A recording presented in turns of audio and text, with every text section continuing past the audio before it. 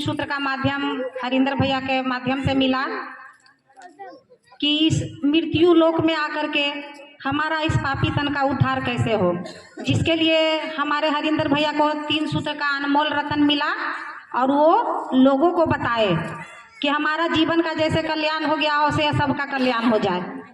तो अभी दीदी कुछ ही दिन का बात है कि अपना हम जीवन का अनुभूति बताते हैं कि शिव महादेव को गुरु बनाने से बड़ा बड़ा कष्ट कैसे दूर हो जाता है। उनका 3 सूत्र माध्यम करने से बड़ा बड़ा कष्ट का निवारण हमारे महागुरु कैसे करते हैं। अभी तक तो हम भैया लोग से यही सुनते आए थे कि हमारे जो महागुरु जो शिव गुरु हैं वो तो दया करते ही हैं, लेकिन भैया लोग से सुने थे, दीदी लोग से सुनते थे कि हमारे जो साहब भैया हैं उनसे भी दया मांगने से हमको दया प्राप्त होता है, और हमारी जो नीलम आनंद दीदी है उनसे भी दया मांगने से दया प्राप्त होता है। अभी दीदी अपना जीवन का अनुभूति, अभी 1-2 महीना आगे मेरा बहुत ज़्यादा तबीयत खराब हो गया था। यहाँ का डॉक्टर जो है हमको जवाब दे दिया, हमारा लड़का को बोल दिया इतना तक कि तोर माँ के एक बार घाटे नहीं जावार व्यवस्था कर, तोर माँ और बाँचबे ना। डॉक्टर को ऐसा बोलना खैर बच्चे को उचित नहीं था, लेकिन उसको जितना ज्ञान था, दीदी कहते हैं ना कि हमको जितना ज्ञान रहता है हम उतना ही बोलते हैं। तो हमारा लड़का जो है घर में आकर के रोने लगा। ये पूछे कि क्या हुआ बेटा, क्यों रो रहा है? तो बोला जे पापा मम्मी को डॉक्टर ऐसे ऐसे बोल दिया है, मम्मी का लीवर किडनी हार्ट सब कुछ मतलब खराब हो गया है। ये बोले ऐसा कैसे होगा, यहाँ पर डॉक्टर बोल दिया है और भी बहुत जगह है। तो उस समय हमारे घर में गुरु की परिचर्चा होने वाली थी 3-4 दिन आगे घर में। तो अचानक से मेरे मुंह से जब ऐसा सुने ना हम लड़का का मुंह से, तो हमको अचानक से मुंह से क्या निकल गया कि हम शिव चर्चा नहीं कराएंगे। तो हमारा घर में दीदी, हमारा पति, हमारा लड़का, हमारी बेटी, सारे कोई माने शिव से जुड़े हुए हैं, गुरु माने हुए हैं उनको। कहीं ना कहीं कहते हैं कि घर में एक जब शिव परिवार हो, कोई एक शिष्य बन जाए गुरु का, तो पूरा घर जगत जो है शिवमय हो जाता है। पता नहीं मेरे मुंह से ये वाणी निकलने के साथ हमारा लड़की को पता नहीं अचानक से बड़ा ध्यान पड़ा, और हमारा इनको तुरंत में आकर के हमको कहते हैं कि तुम क्या कर रही हो कि घर में शिव चर्चा रखी हो तो शिव चर्चा नहीं कराओगी? हम बोले हाँ पता नहीं, ऐसे ही मन में आंखों में आंसू भरा हुआ, मन में हो गया कि हम शिव चर्चा नहीं कराएंगे। तो हमारे लड़की, हमारा लड़का सारा हमको समझाने लगे कि तुम तो कहती हो कि तुम्हारे शिव बहुत ही दयालु हैं, सब पर दया करते हैं, कृपा करते हैं, तो जो उनके द्वार पे लिखा होगा वही होगा, सत्य से घबराना नहीं है। जो कर्म हम करके आए हैं दीदी वो हमको भोगना पड़ेगा। तुम बहुत सारी दीदी को घर में बुलाओ, सब दीदी को बोल दो शिव चर्चा तुम कैंसिल मत करो, घर में चर्चा रखो। तुम्हारे गुरु जगत गुरु महादेव हैं, तो वो तो देवों के देव थे, और देव लोग भी उनको गुरु बनाए थे, और तुम भी उनको गुरु मानी हो। हम नहीं जानते दीदी कि हम उनका शिष्य बने कि नहीं, लेकिन अपने मन में हम तहे दिल से यहाँ पर मंच में बैठ के हम ये स्वीकार करते हैं कि हम उनको गुरु माने हैं। ठीक बात है, अपने पति बच्चे का बात सुन करके अपने घर में हम चर्चा रखे, दीदी लोग को बुलाए, जो हमारे साथ घटना हुई थी वो हम दीदी लोग को बताए कि दीदी ऐसा ऐसा बात है। दीदी लोग सब हमको सहानुभूति दी, सब समझाई कि आपके गुरु तो शिव है ना, जिसके गुरु शिव है उसका काल भी कुछ नहीं बिगाड़ सकता है।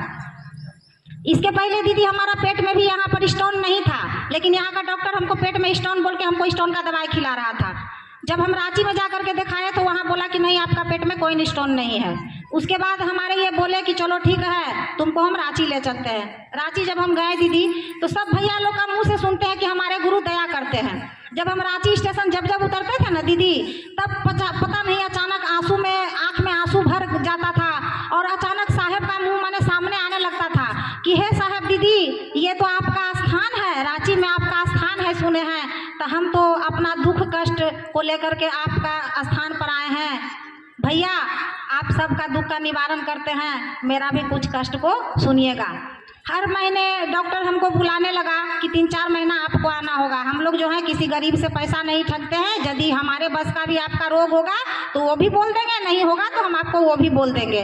बोला ठीक है। उनके कहना पर दीदी हमको प्रत्येक महीना वो दवाई चला रहा था, प्रत्येक महीना बुला रहा था। जब हम रांची उतरते थे तो पता नहीं हमारे हरिंदर भैया का चेहरा हमारे सामने आ जाए, और मन ही मन बोले भैया हम आपका स्थान पर आए हैं, सुनते हैं सबका मुँह से कि आपकी भी दया बहुत काम आती है लोगों को, हम पर भी थोड़ा कृपा करिएगा भैया। और भैया का दया और हमारे महादेव गुरु का दया दीदी हम पर इतना हुआ कि रांची का भी डॉक्टर बोल दिया था कि मात्र हम आपको 2 महीना का दवाई चलाएंगे, यदि हमसे आपका रोग ठीक नहीं हुआ तो आप यहाँ से सीधे बाहर चले जाइएगा। तब हमारे आदमी बोले कि तुम्हारा गुरु शिव है, हम शिव चर्चा में आज तक नहीं गए हैं, लेकिन तुम गई हो तो तुमको रोके भी नहीं है। और हम आज तुम्हारे महागुरु से बोलते हैं कि हे महादेव, हमारी पत्नी पे, हमारा परिवार पे आप इतना दया कर दीजिएगा गुरु कि जो हम डॉक्टर का मुंह से सुन रहे हैं वो हमारा सब गलत हो जाए। और हमारा दीदी गुरु का दया हम पर और भैया का साहब का दया हम पर इतना हुआ कि हमको गुरु हमारे जो हरिंदर भैया का स्थान है उसे बाहर जाने का दीदी जरूरत नहीं पड़ा, क्योंकि महादेव को हम अपना गुरु माने हैं। उनसे पल प्रतिपल उनसे दया मांगते रहे कि महादेव आप सब पर दया करते हैं, हम पर भी दया करिएगा। और उनका दया हुआ भैया कि हमको बाहर जाने का जरूरत नहीं पड़ा। और मात्र 3 महीना में हमारा रिपोर्ट ऐसा आया कि मेरा लीवर, किडनी, हार्ट और पेट में जो घाव था मेरा पेट के अंदर, सारा कुछ रिपोर्ट नॉर्मल आ गया भैया। और अभी ये संडे को भैया मेरा शुगर का रिपोर्ट आया है। तो देखिए, कहते हैं कि डॉक्टर भी एक भगवान का ही रूप होता है, लेकिन वो भगवान नहीं हो सकता है। एकमात्र भगवान हमारे शिव गुरु हैं और शिव ही हैं, जगत गुरु परमेश्वर। ठीक है, तो सारा रोग को डॉक्टर मेरा ठीक कर दिया, लेकिन शुगर मेरा जो है शरीर में जंप कर रहा था। अभी दिखा रहा था टेस्ट में 600 है, अभी 15 दिन आगे का बात करते हैं। अभी टेस्ट कर रहा है, दिखा रहा है 600 है, 1 घंटा बाद ही टेस्ट कर रहा है, शुगर मेरा 100 दिखा रहा है। तो हम भी चिंता में पड़ गए। डॉक्टर बोला ऐसा कोई बात नहीं है, इतना रोग का दवाई एक साथ चल रहा था तो इसीलिए शुगर जो है आपका डाउन नहीं हो रहा था। आप सारा दवाई बंद कर देते हैं, सारा कुछ आपका नॉर्मल है, एकमात्र डायबिटीज है। इसको 15 दिन में फिर आप रिपोर्ट करके मेरे पास भेजिएगा। 15 दिन के अंदर दीदी गुरु से दया मांगते मांगते ये संडे को हम शुगर का रिपोर्ट कराए हैं दीदी। मेरा शुगर नॉर्मल तो दूर का बात, और शुगर उल्टे कम ही हो गया है। तो ये किसका दया है दीदी?